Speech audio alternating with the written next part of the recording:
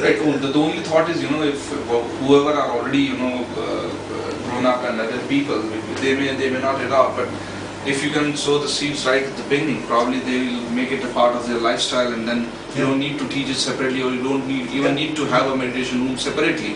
When it becomes part of their life, they'll actually be in the morning practicing at their house itself, and they don't need it in their office, in fact.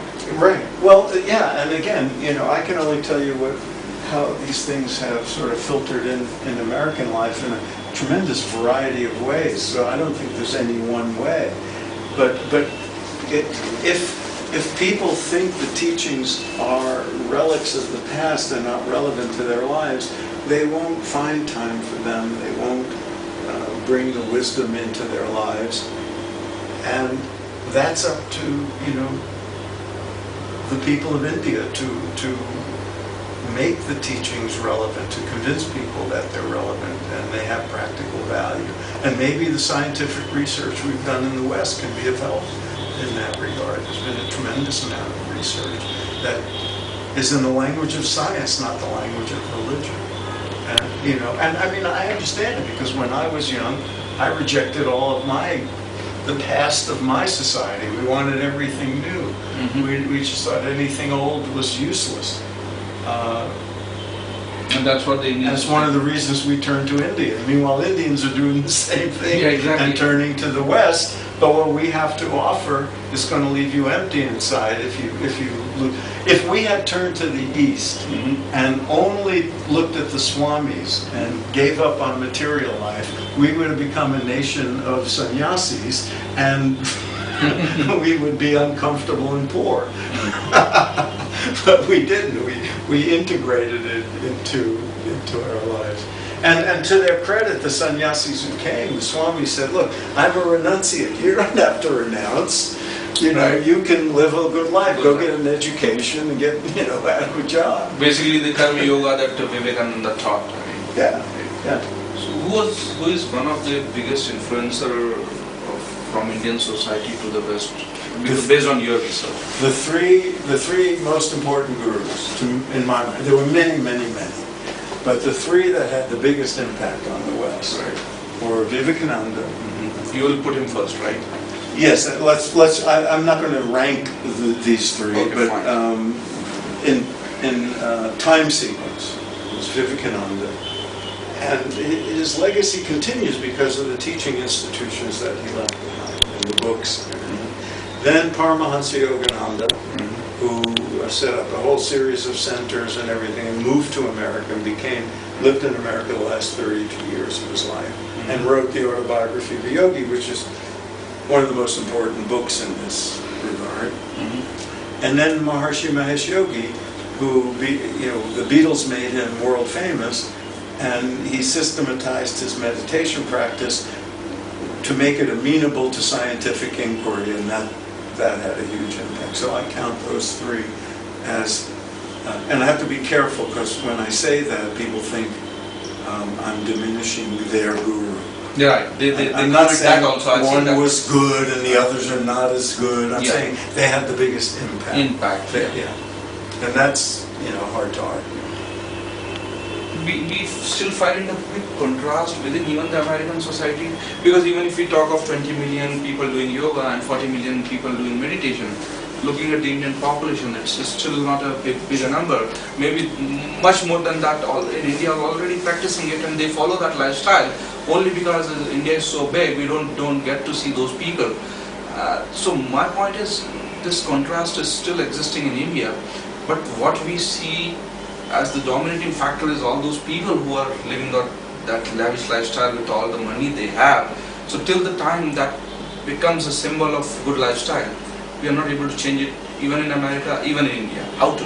Yeah, and I don't know the answer to these things. I can also tell you that made these teachings popular is that they happen to appeal to certain famous people, celebrities. It got a lot of attention. The Beatles, Oprah, all that sort of thing. But it was also the scientific was a key factor here. scientific verification. That made people take notice, and that's what got it into the mainstream of American society, away from, the bohemian culture and the hippies and the counterculture. It made it a medical practice, a psychological issue. But the other factor is the teachings of Vedanta, the ideas, they hold up to reason, they hold up to evidence. And as a philosophy, people can absorb them and they make sense. They make intuitive sense. If I may ask you, can you give me a couple of instances of those scientific findings which were actually done and then people started believing it more? Because even in India, maybe there are discussions going on. Does this have any scientific finding? So maybe if you can give me a couple of instances, maybe if I can quote that to the readers, they'll find it more useful. Wish I could give you references, but historically what happened was after the Beatles put meditation in everybody's awareness, millions of young people were starting to practice meditation, usually transcendental meditation. And people's lives changed for the better. So there was research done beginning around 1970, and they would be published in scientific journals. And the early studies were, and this is held up for 40 years now, that these practices lower blood pressure for people with high blood pressure, they reduce stress, they reduce anxiety, they produce more coherence in the mind and more orderliness in the mind, less. And so they became synonymous with stress reduction and the neutralization of tension. So any disorder, mental or physical, that's related to chronic tension and stress, there's usually some study that shows meditation and yoga can help. Now there's studies even showing performance and creativity improve. And with regard to health, anything from sort of musculoskeletal problems to hypertension and heart disease, recovery from surgery, those are the kind of things I remember reading about. Prevention of recurrence of heart disease, there's a lot of research on that. And and if India keeps eating the way Americans do and working the way Americans do, you're going to need it. Personally, what it has meant to you? Personally, yeah. Personally, what it has meant to you? Well, it started, as... So it's like from 60s, you said it started influencing, and now you are here in India, talking to Indians about the Indian philosophy. Isn't it interesting? How has this journey been, and what it will ask us? Some inference that, wow, maybe there's something really of value in my own tradition that I've overlooked, then I'm very happy. But that's not my purpose, and I wouldn't presume to make it that. I'm just reporting on what's happened in the West and letting Indian people know that the great heritage of Vedanta and yoga and everything there's millions of Americans who are very grateful for it, and it's changed a lot about American life for the better. I think it's a terribly important phenomenon. You said that in 1960s you had the impact of Indian philosophy coming into your life, and then you started thinking more about it. In the 80s you thought of writing a book, but you did not have a publisher who can publish it. Finally, after 20 years you got a publishing house doing it, so your book American Veda is right there. And now in 2013 you are sitting here in India talking to Indians about India. I just want to how this journey has been, and how do you feel about this whole journey? I love it. I think it's phenomenal, and I'm profoundly humbled and grateful at the reception I've gotten. People seem to want to hear what I have to say. But I'm not here as a teacher. I'm here as sort of a reporter and a humble yogi, American yogi, who wants to give something back to the country whose tremendously important spiritual and philosophical heritage has given me personally so much, and people I love, my wife, my brother, my best friends, all are practicing yogis in one form or another, and whose way of looking at the world has become more and more conformed to the Vedantic worldview. and it's made our lives better. And that is repeated millions of times over by Americans. And so part of my reason for coming here, in addition to publicizing a book and, the usual things, is to say thank you to India and all it has given the West. And if in doing so, I inspire any people, especially young people, to take their own spiritual and philosophical and yogic tradition more seriously and make it more part of their lives, that will be a great source of gratification to me as well. Well, just two more questions we have. And one is, tell me about your family and your family life and how they have actually taken this whole American Veda concept. I'm married. I actually met my wife at a satsang in Los Angeles 15 years ago, or 18 years ago, 17, whatever. Please don't quote me on the exact number. I'll get in trouble with my wife. I met my wife at a satsang of Sri Sri Ravi Shankar's in Los Angeles 17 years ago.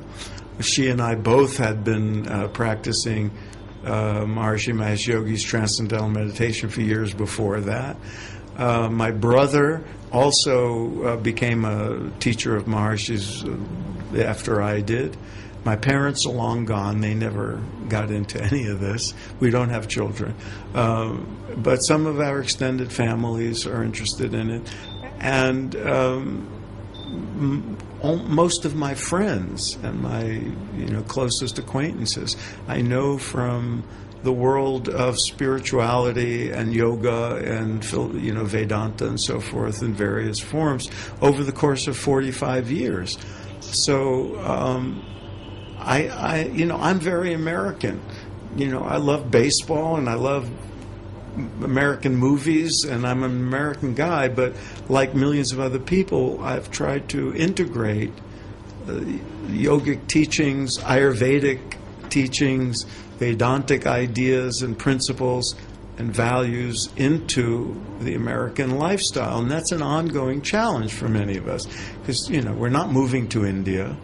We're not necessarily, some of us are spiritually inclined enough to do things like go to a Hindu temple once in a while, or do puja or yagya with Indian Americans. But most of us are, just sort of adapting these teachings to a Western lifestyle, and it's far more common than you realize. And there's millions of people doing this sort of thing, like having a meditation practice, going to yoga classes, who may never open a Bhagavad Gita in their lives, may never, see a guru in person, but these, some aspect of the teaching resonated with them, and it's made an impact in their lives. There are people in churches on Sunday mornings who have a Hindu-oriented meditation practice. They've incorporated it into their religious life. That sort of thing has filtered into American life. And that's the story I wanted to tell. I wanted people to know all of this. Well, I think it's a very interesting journey so far you have had. And before you leave India, what is one final message that you want to give to the youth of India? Don't turn your back on your spiritual or religious heritage thinking it's old-fashioned and irrelevant to a modern progressive lifestyle. It can be incorporated into that lifestyle in the way that works for you. The teachings are so versatile. You don't have to do it, in a way that doesn't make sense to you. There's other forms, other ways of adapting it into your life, and that is a very Vedantic attitude to have, a very yogic attitude. We have a full repertoire of teachings here. Find the one that works for you. Make it integrated into your life, but don't neglect your inner life, because otherwise you can be very successful and comfortable materially, and you'll find an empty hole in yourself. You'll find an empty hole in yourself. Thank you very much, Mr. Phillips Goldberg. It was very interesting talking to you. हमने आज बात की Shri Philips Goldberg से, जो दरअसल American वेद नाम की किताब की वजह से मशहूर हुए हैं और उसी का संदेश दे रहे हैं। लेकिन हम आज असल में एक ऐसे भी अमेरिकी से मिले जिसने हिंदुस्तानी धर्म और दर्शन के माध्यम से जीवन जीने की राह सीखी है। और हमने उनसे बात करने में ये भी जाना कि जब हम धर्म को और अध्यात्म को और धर्म की शिक्षाओं को एक दूसरे में उलझा देते हैं, तब शायद हम बेहतर इंसान होने की बजाय एक ऐसे व्यक्ति बन जाते हैं जो उन शिक्षाओं से दूर चला गया है। शायद भारत को ये संदेश भारत में रहकर न मिल पाया हो, लेकिन एक अमेरिकी ने भारत में आकर जो संदेश दिया है, मुझे लगता है हम सबके लिए बहुत महत्वपूर्ण है।